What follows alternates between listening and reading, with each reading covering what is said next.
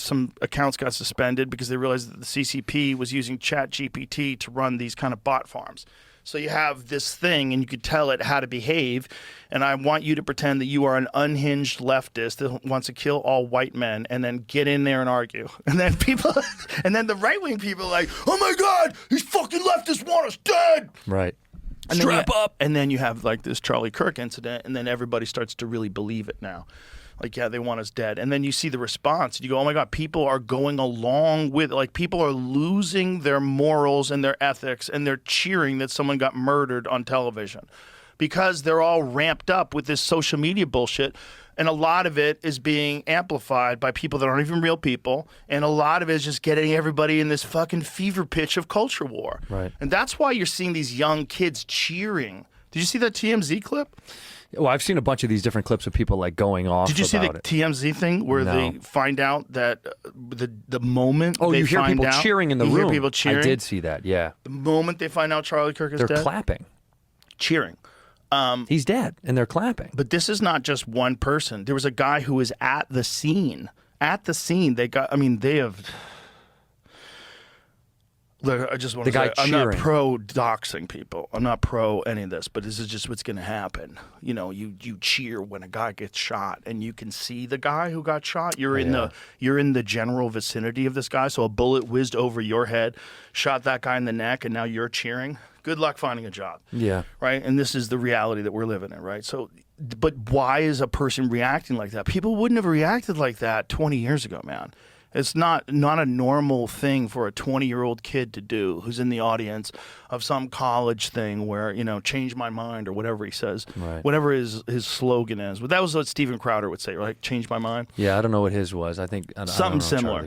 But the point is, it's like this is the weird shit that happens on social media where people behave in this insane and vicious way that you would never experience like this commonly in real life.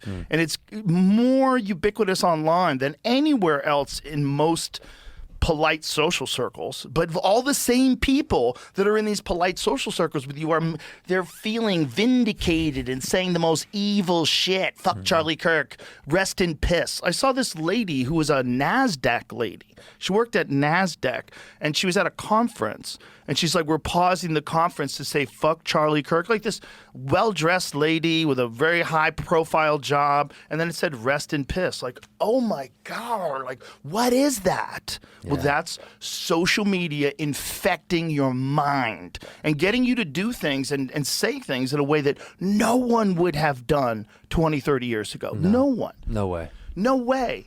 And so this is like all boiling up with this Charlie Kirk thing and this Jimmy Kimmel thing. The two, like the Jimmy Kimmel thing is, unfortunately, I think what he was trying to do was just set up a joke. He was trying to knock on the MAGA people, but also set up a joke, which was good. It was very funny.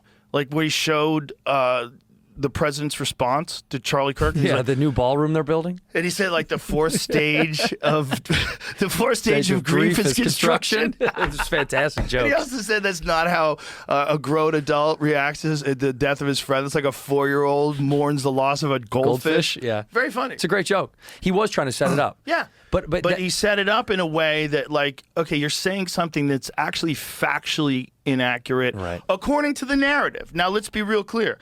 I don't necessarily think they know what's going on yet. There's a lot of weird shit going on with this. I know. First of all, there was that one guy who was the decoy.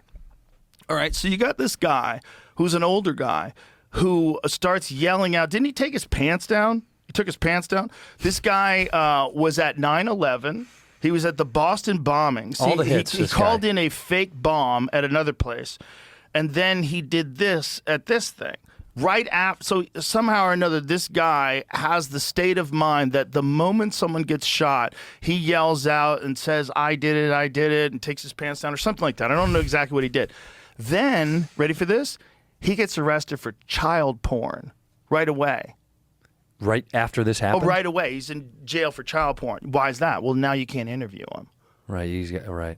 Right, and because when the internet people start going, how do you How are you at all these different things? Like, what are the odds? Like, if someone ran it through one of the ChatGPT fucking perplexity things, like, what are the odds that Odds this of this? guy Yeah. would be at all those different events and be involved? Like, 0. This is the guy. Yeah. I just like that the pants down part is just insane to me. It's like, why is your dick out, I'm dude? not I did saying- it. I did Listen, it. I'm not saying this guy isn't insane. He's clearly insane. Yeah. Or not. Or he's professionally insane. Right. That's Well, where it I gets almost, squirrely. I almost texted you when the Charlie Kirk thing happened because my antennas went up about, they showed the photo of that kid, or the guy that they have, the 22-year-old, Yeah. whatever. And I was almost going to be like, dude, that you think he's got the capability to do that? Yeah, well, listen, there are people that look like that have the capability to do that. Pretty yes. accurate. Nope. No? Not hard. Not hard at Not all. hard. Let me dispel that. Okay. Okay. 200 yards from a prone position with a dead-on rifle. So if you have a dead-on rifle, so you set this rifle, you set your 0 to 200 yards, right? You know how far you're going to shoot. It is not hard at all. He shot a lot. You don't have to shoot a lot. So I could do it tomorrow. If you're no, but you are experienced. If it's someone that's never shot, could they do it? 100%. Not if Really? they've never shot. They wouldn't know where to look. They'd have a hard time acquiring the like when you look through a scope, like when the reticle is weird. Like it's sometimes Takes a hard. minute. You got to know the distance that you have to be from it to really line it up in your sights. But you could get a guy like my friend Andy Stumpf, who was a sniper in the SEALs. You could get him, and he could show you how to do it in an afternoon, and then you could hit steel at 200 yards every time you pull the trigger. One day you could learn that. Yeah. Wow. Yeah. Not that hard. Because it feels insane to me. I'm like, that No. seems tough. It seems tough. We still haven't figured out whether or not the gun that shot Trump had a sight on it, because we weren't sure if it had a sight on it or if this guy was using iron sights. That was 140 yards. If you shot it with iron sights, that's a lot harder.